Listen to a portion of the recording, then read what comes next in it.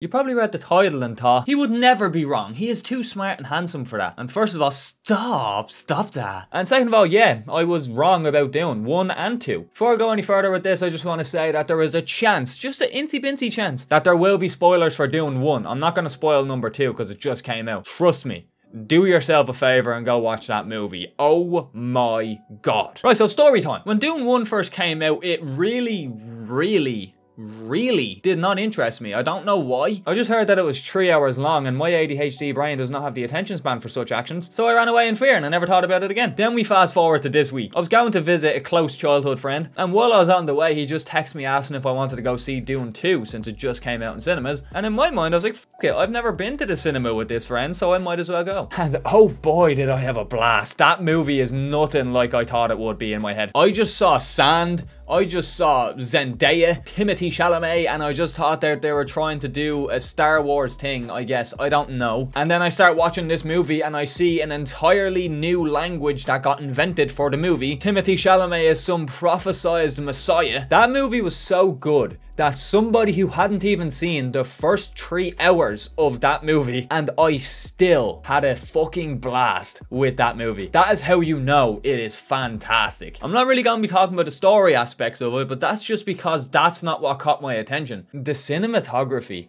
in this movie is absolutely outstanding. There are 2 scenes that come to mind, and don't worry, they're not spoiler territory. The first thing that comes to mind about the second one is a scene where Paul is trying to prove himself, and to prove himself he has to attempt to ride one of the sandworms. And keep in mind, this is the first I have ever seen of the sandworms. So when I tell you my jaw hit the fucking ground when I seen this scene, the tension was so high. The way it was shot just had me on the edge of my seat. The CGI was immaculate. But the second scene I'm going to talk about, I know for a fact was in the trailer because I'm seeing it everywhere. It's a scene where the Fremen are attacking the enemies. I really don't know the name of them. The bad guys. And usually in situations like this in movies, you know, people would pull up in like a Mercedes Benz. They'd show up in a big white van with a bunch of people with masks and stuff in the back to get the job done. But the Fremen said, fuck that, we're cooler. And these fuckers arrived to the function riding on the backs of 3 galactic-sized fucking worms. What the fuck? That shot was fucking insane, man. I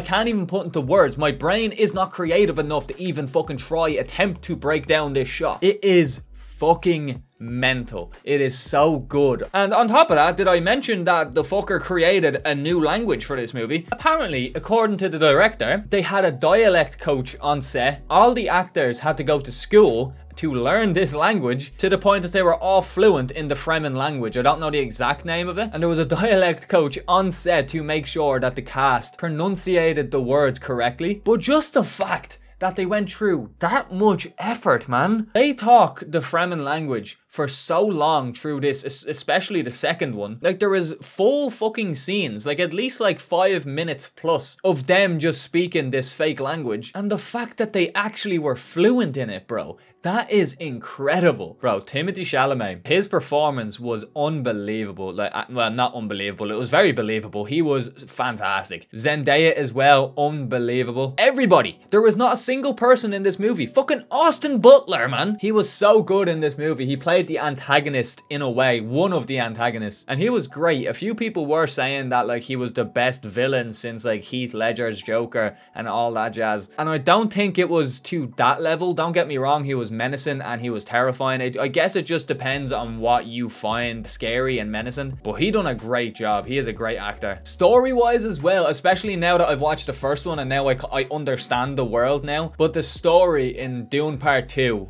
is fucking sick. It's so cool. It ramps up so quickly, especially from the first one. You know, I was watching the first one and I was enjoying it. I was liking the lore. The world building was phenomenal. Everything was great. Everything was done well, but there was a lot of like just stillness a lot of the time. There was a few scenes where I was looking at it and I was like, oh, maybe I would prefer if this hurried the fuck up a little bit, you know? I still think the first one's unreal. It is amazing, don't get me wrong. It was just a lot slower, which it really needed to be. I don't think they could have done it any other way, so this isn't me throwing shade whatsoever. The action scenes we did get in the first one, unfucking believable. But in the first one, it takes that and it fucking runs, bro. It goes. It does such a good job of keeping you interested even when it is really still. There was a lot of talking in this movie. There was a lot of people expressing their religious beliefs, which makes this world feel real. Even though these people live in the same planet, they live in the same place, their ideologies aren't always going to interlink, you know? Exactly like the real world. And there was a lot of scenes with Timothée Chalamet and Zendaya, which they do a really good job of actually having like on-screen chemistry, or on-screen chemistry. Jesus Christ, I forgot the English. To the point that if I was Tom Holland, I would be fucking raging watching this movie. Zendaya does such a good job of acting like she is really into this guy. I don't think my little feeble heart could handle it, man. But yeah, Dune 2, 100% recommend. It is top tier. Probably the best movie in like 10 plus years. It is definitely the best 2 movie introductions to a world that I've ever seen. The end battle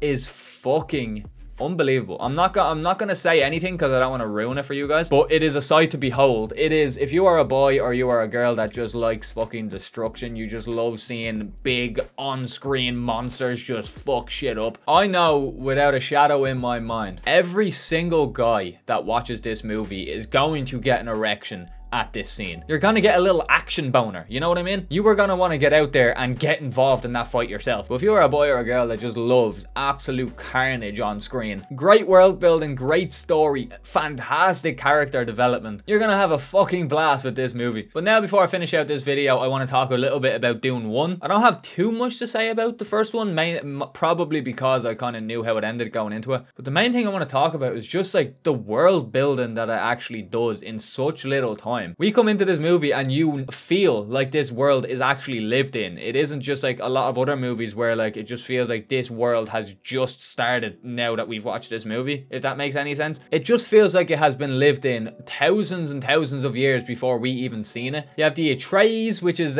Paul's people, the Fremen, the Harkonnens, which are the baddies, and I can't really think of any more. I know it is hinted at that like the houses, the other houses that are a part of the Empire, but those 3 alone are just so diverse and so different. Like, for example, with the Harkonnens, when we see them in Dune 2, when we go to their world, it is like completely black and white. It is just so eerie. There's no color whatsoever. In an interview I was watching, he said that he shot it in like infrared, just so it could like really differentiate their world to the others. It just gives them this really creepy look. It's so cool. Like, I love how they done that. It's so different. I love the little gadgets. I love the gadgets that they have, because I was doing some research on those body shields, and it says that it's based in like 10,356 or something like that, the year. Then it begged the question, where are the AR-15s? But then when I done research, I found out that those body shields that they use actually made weapons and guns used on people obsolete. So that's kind of why it's a bit more medieval and they fight with swords and all that stuff now, even though they're so technologically advanced. It was just that aspect. The fact I could even just think, why do they not use guns? And there is already so much deep lore behind why they don't use guns is fucking sick to me. I'm pretty sure you could do that with any aspect of this movie, you know? But yeah, there's not too much I really want to talk about the first one, because I know it has been touched on like fucking crazy. Obviously, it came out in like 2018. And I do actually really like how realistic this situation actually is. Because look, think about it, right? This planet is the only planet in the entire universe, I'm guessing, that has this substance called spice just everywhere. That to the normal person would make them hallucinate and see mad shit, I guess. But this substance, this spice, is also the main contributor to why they are even able to travel from planet to planet without getting lost. It is their compass. Without this, they cannot travel like they do. They would all be trapped on their planets again. Which, first of all, just imagine that. Imagine having such free reign that you are able to just go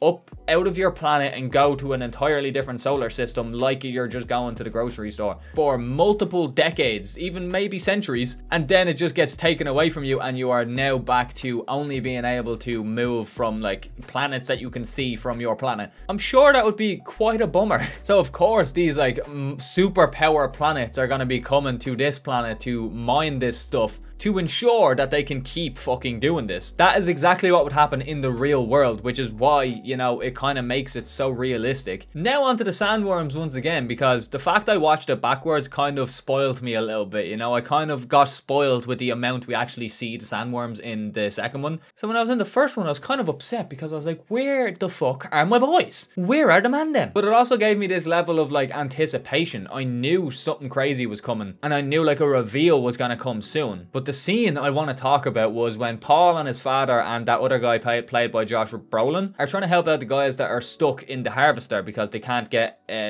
what's the word? Fucking extracted. That's the one. And then Paul gets hit with the spice, causing him to go into a trance, meaning that Josh Brolin had to come and eventually save him. If I watched these movies in the order they were intended to be watched, this reveal would have been fucking sick. Because like leading up to this point, you don't really get to see the sandworms. You just kind of see like the trail that it's causing. So like we really do not know how big this thing is. Which is why I love the way that this like scene was composited, I guess. You get a scene of them in the helicopter looking down at the extractor. You get them on the ground next to the extractor so you can see how big the extractor is compared to them. And then the scene when Josh Brolin goes to save Paul, and then the sand just starts like falling. It really made you feel like this thing was going to be big because the entire ground was starting to sink. And then just a reveal when they're going off in the helicopter and you just see the actual scale of this sandworm. But that shot was absolutely incredible. I'm a sucker for camera work, I have to say. But one last thing I want to talk about is the thumper. You need to go to a cinema. Watch this in IMAX. Watch part 2 in IMAX if you haven't. But like watch this in IMAX. I say like the noise of the thumpers in the cinema experience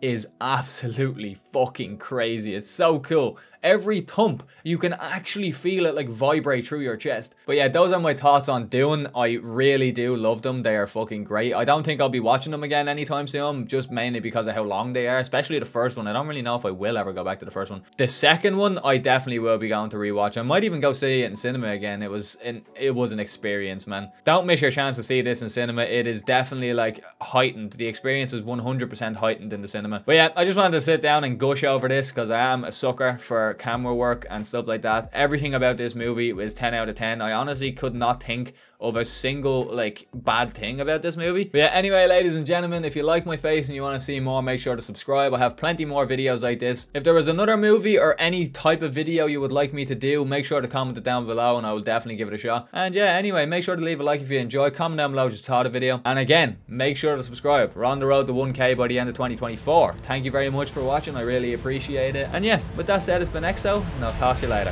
Have a good one.